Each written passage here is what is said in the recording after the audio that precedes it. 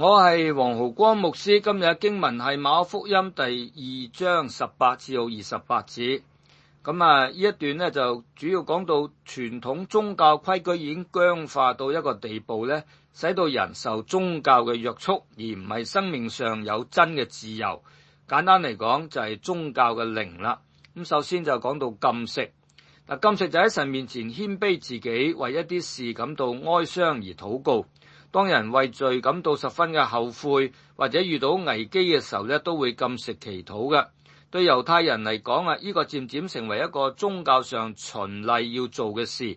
有時冇咩原因都要禁食，就係為咗禁食而禁食，完全失去咗禁食嘅意義。所以當耶穌嘅門徒冇禁食，咁呢個施洗約翰嘅門徒又問啦，咁法利賽人更加嚟挑剔佢哋啦。意思即係話，如果耶穌係來自耶和華神，點解你哋都唔按時禁食呢？咁耶穌舉咗個比喻嚟解釋啦，就係新郎喺度嘅時候呢，陪伴嘅人呢係無需禁食嘅，但新郎唔喺度呢，就要禁食啦。禁食嘅原因就係祈求神嘅臨在，而耶穌就係神，佢已經喺度啦，所以呢唔需要禁食。但當耶穌唔喺度呢，我哋就要禁食。耶穌將佢自己比喻做新郎，我哋係陪伴嘅人，我哋而家要禁食，等候主耶穌再翻嚟。但我哋教會禁食，因為我哋承認我哋好多人呢係不冷不熱嘅，唔夠敬虔嘅。我哋呢受到捆綁，時常都軟弱。真正成熟又剛強嘅信徒呢係唔係咁多，大部分都可能係做形式上嘅基督徒。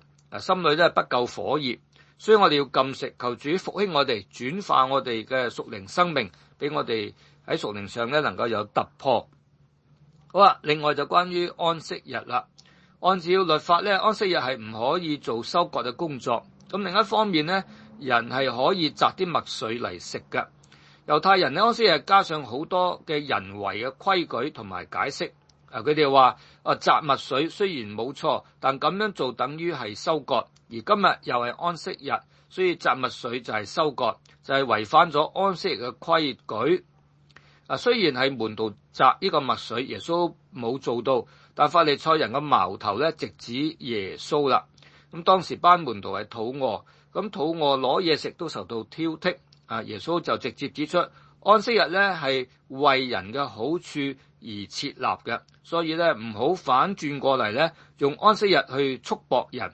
所以攞嘢食或者我哋話去幫人咧救命咧，其實安息日係可以做嘅。耶穌咧就係安息日嘅主啦。佢個目的咧就係要救人。所以安息日咧係去救人咧係可以嘅。咁下一章咧第4章就講到耶穌醫好一個喺安息日醫好一個有病嘅人啦。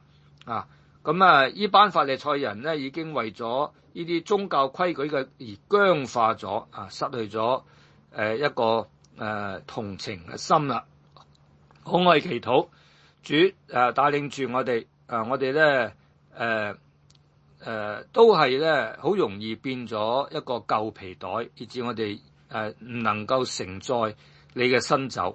最好可能我哋信主信得耐，好多嘅教會嘅做嘢嘅方式，好多嘢嘅規矩，好多嘅傳統，初初係好嘅，但慢慢就成為一啲束縛我哋嘅嘢。